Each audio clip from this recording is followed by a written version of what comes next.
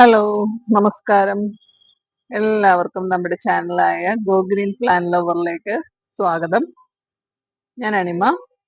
ഇന്നത്തെ നമ്മുടെ വീഡിയോ എന്ന് പറയുന്നത് ഒരു ഡെൻഡ്രോബിയം സീഡ്ലിങ്സ് അത് കുറച്ചൊന്ന് വലുതാക്കി അതൊന്ന് പോട്ട് ചെയ്യുന്നതും, പിന്നെ ഒരു പോട്ടിൽ ഇരുന്ന് ഫ്ലവറിങ് കഴിഞ്ഞതാണ്, അതൊന്ന് റീപോർട്ട് ചെയ്യുന്നതുമായിട്ടുള്ള ഒരു വീഡിയോ ആണ് ഇന്നത്തെ. അപ്പോ എല്ലാവരും കാണണം. തുടങ്ങാം. ഇന്നത്തെ നമ്മുടെ വീഡിയോ എന്ന് പറയുന്നത് ഒരു സീഡ്ലിങ്സ് നമ്മൾ വളർത്തി എടുത്ത ഒരു സീഡ്ലിങ്സ് അത് പോട്ട് ചെയ്യുന്നതും, അതുപോലെ തന്നെ ഇത്രയുള്ള ഒരു ഫ്ലവറിങ് ആയ ഒരു പ്ലാന്റ് അത് ഒരു നല്ലൊരു ചട്ടിയിലാണ് ഇരിക്കുന്നത്. അത് പക്ഷെ കുറച്ചും കൂടി വലിയ ഒരു പോട്ടിലേക്ക് മാറ്റുന്നതും റീപോർട്ട് ചെയ്യുന്നതുമാണ്.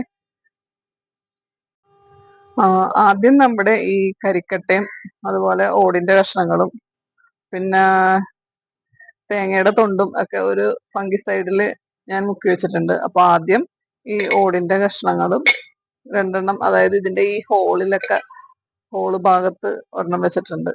പിന്നെ കുറച്ച് കരിക്കട്ടകളും ഒക്കെ ഇടുന്നുണ്ട്. ഓടിന്റെ കഷ്ണം,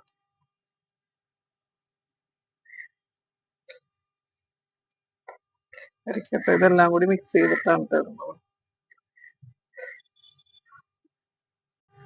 ഇത് ഒരു വലിയ പ്ലാന്റ് ആണ്. ഇത് 2 സ്പൈക്കൊക്കെ വന്നതാണ്. ഇവിടെയും 2 സ്പൈക്കൊക്കെ വന്നതാണ്. അപ്പൊ ഇത് നല്ലൊരു പ്ലാസ്റ്റിക് പോട്ടിലാണ് നിൽക്കണതെങ്കിലും ഇതിന്റെ വേരുകളൊക്കെ കണ്ടമാനം പുറത്തേക്ക് വളർന്നേക്കണോണ്ടാണ് ഞാൻ ഈ പോട്ടിലേക്ക്, അതിനേക്കാളും കുറച്ചും കൂടി വലിയ പോട്ടിലേക്ക് മാറ്റാൻ തിരിച്ചത്. അതിനായിട്ട് ഞാൻ ആദ്യം തന്നെ ഇത് ഒരു ഫംഗിസൈഡിൽ മുക്കി വെച്ചിട്ടുണ്ട്.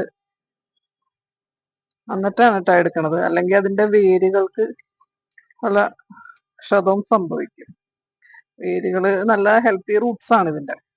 വേരുകൾ പോകാത്ത വിധത്തില്, നശിഞ്ഞു പോകാത്ത വിധത്തില് നമുക്ക് എടുക്കാം.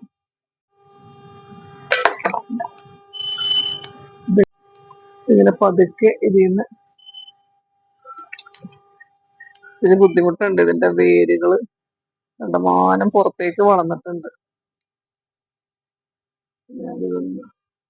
ഇങ്ങനെയാണ് കേട്ടാ ഇതിന്റെ റൂട്ട്സ് ഒക്കെ വന്നിരിക്കണ. റൂട്ട്സ് ഒക്കെ നല്ല ഹെൽത്തി റൂട്ട്സ് ആണ്. അപ്പൊ നമ്മള് ഇത് ഇങ്ങനെ എടുത്തിട്ട് ഇതിലോട്ട് വെച്ച് കൊടുക്കുന്നുണ്ട്.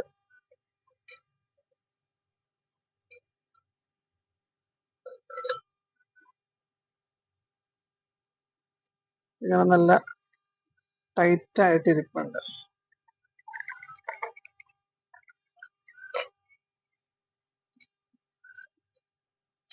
കുഴപ്പമൊന്നുമില്ല, ഇത്രയും മതി. അടുത്തത് ഈ സീഡ്ലിങ്സ് ഞാൻ ആ പൈപ്പിലൊക്കെ മൗണ്ട് ചെയ്തത് ഞാൻ കാണിച്ചു തന്നിട്ടുണ്ടായിരുന്നില്ലേ. അതിപ്പോ വളർന്നതാ ഇത്രയും വലിയ സീഡ്ലിങ്സ് ആയി, നല്ല മെച്ചൂർഡ് പ്ലാന്റ് ആയി. ഇത് നല്ല മെച്ചൂർഡ് പ്ലാന്റ് ആയെന്ന് മനസ്സിലാവണത് ഇതിന്റെ ഇവിടെയൊക്കെ ഇങ്ങനെ നല്ല ഉരുണ്ട് നല്ല ഫ്ലവറിങ്ങിനുള്ള പാകത്തിലായിട്ടുണ്ട്.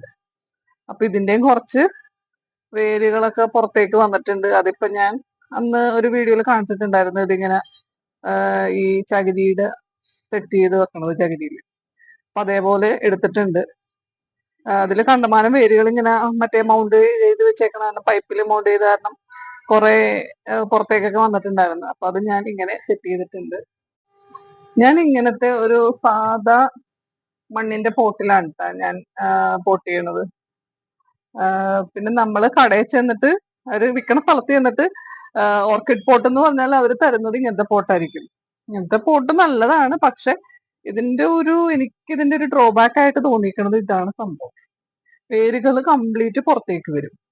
അപ്പൊ ഈ പോട്ടാവുമ്പോ അങ്ങനത്തെ പ്രശ്നമില്ല. അങ്ങനത്തെ 1-2 ഞാൻ അങ്ങനത്തെ പോട്ടിലും പോട്ട് ചെയ്തിട്ടുണ്ട്. ഇത് ഇപ്പൊ കണ്ട കംപ്ലീറ്റ് പുറത്തേക്ക് വന്നിട്ടുണ്ട്. അത് ഒരു ഇതായിട്ട് എനിക്ക് തോന്നിയത് കൊണ്ടാണ് ഞാൻ ഇങ്ങനത്തെ പോട്ടിൽ തന്നെ വെക്കണത്. പിന്നെ മണ്ണിന്റെ ചട്ടിയാവുമ്പോ ഓർക്കിഡ് നല്ല ഹെൽത്തി ആയിട്ട് വളരുകയും ചെയ്യും. അങ്ങനെ നമ്മുടെ പോട്ടിങ് ആൻഡ് റീപോട്ടിങ് കഴിഞ്ഞിട്ടുണ്ട്. ഈ രീതിയിലാണ് കേട്ടോ ഞാൻ എൻ്റെ ഈ ചെടികളൊക്കെ തന്നെ ചെയ്തു വെക്കണത്. ആദ്യം നമ്മൾ ഇതേപോലെ വുഡിലൊക്കെ മൗണ്ട് ചെയ്ത് ആണ് വളർത്തിയെടുക്കുന്നത്. തീരെ പൊടി തൈകളായിരുന്നു എന്റെ കയ്യിൽ കിട്ടുമ്പോ. അത് ഒക്കെ ഞാൻ എന്താ വളർത്തി ഇങ്ങനെ പുതിയ ഷൂട്ട്സ് ഒക്കെ വന്നതിന് ശേഷം മാത്രമാണ് ഇതേപോലെ കുറച്ച് വലുതായ ശേഷമാണ് ഇതേപോലെ വലിയ പോട്ടിലോട്ട് മാറ്റുന്നത്. പിന്നെ അന്ന് ഞാൻ ഒരു വെജിറ്റേറ്റീവ് ഗ്രോത്ത് എന്ന് പറഞ്ഞിട്ട് ഒരു പ്ലാന്റ് കാണിച്ചില്ലായിരുന്നു. അതില് ഇപ്പൊ ഒരു ഫ്ലവർ വൈക്ക് വന്നിട്ട് ഒരു ഫ്ലവർ വന്നിട്ടുണ്ട്. അതും ഞാൻ NPK ഫ്ലവറിങ്ങിനുള്ള NPK കൊടുത്തത് കൊണ്ടാണ്. പിന്നെ നമ്മുടെ ഒന്ന് രണ്ട് ചെടികളൊക്കെ ഇങ്ങനെ പൈക്കൊക്കെ വന്ന് നല്ല ഹെൽത്തി ആയിട്ട് നിൽപ്പുണ്ട്. പിന്നെ ഇതിന്റെയൊക്കെ മുകളിലായിട്ട് ഞാനൊരു തൊണ്ടിന്റെ കഷ്ണം ഇങ്ങനെ വെച്ചു കൊടുക്കാറുണ്ട്. ഇത് മുകളിലായിട്ടാണ് ട്ടോ ഞാൻ വെച്ചു കൊടുക്കുന്നത്. ഇത് മഴക്കാലം വരുമ്പോ നമുക്ക് അപ്പൊ എടുത്ത് മാറ്റുകയും ചെയ്യാം. ഇപ്പോഴത്തെ ഈ ചൂട് താങ്ങാനായിട്ട് ചെടികൾക്ക് പറ്റാത്തത് കൊണ്ടാണ് ഇങ്ങനെ ഒരു തൊണ്ടിന്റെ കഷ്ണം. ഇത് കുറച്ചു ദിവസം നമ്മൾ വെള്ളത്തിലൊക്കെ ഇട്ട് കഴുകി അതിന്റെ ഒരു കറയൊക്കെ ഉണ്ടാവും, അതൊക്കെ കളഞ്ഞിട്ട് വേണം കേട്ടോ ഇങ്ങനെ വെക്കാനായിട്ട്. അതിന്റെ കറ ചെടികൾക്ക് ദോഷമാണ്. അപ്പൊ അത് കഴുകി കളഞ്ഞ് നല്ല രീതിയിൽ ഒരു 3-4 ദിവസം വെള്ളത്തിലിട്ട് ആ വെള്ളം മാറ്റി മാറ്റി കൊടുക്കണം, എന്നാലാണ് അതിന്റെ കറ പോകുള്ളൂ. അപ്പൊ അങ്ങനെ ചെയ്തിട്ട് വേണം ഇതിന് വെച്ചു കൊടുക്കാൻ. അപ്പൊ മഴക്കാലം വരുമ്പോൾ നമുക്ക് സിമ്പിളായിട്ട് ഇതിന്റെ മുകളിൽ നിന്ന് എടുത്ത് മാറ്റുകയും ചെയ്യാം.